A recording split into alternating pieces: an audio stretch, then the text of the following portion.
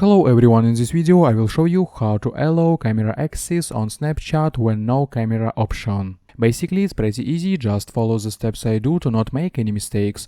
So if you have problems using the camera in Snapchat or there is no camera option, then watch the video to the end and you will solve this problem. So first of all, we go to Snapchat and as you can see, I don't have access to the camera and I need to go to settings. Good, now close Snapchat and go to settings. First of all, we need to check the screen time, click and select content and privacy restrictions here.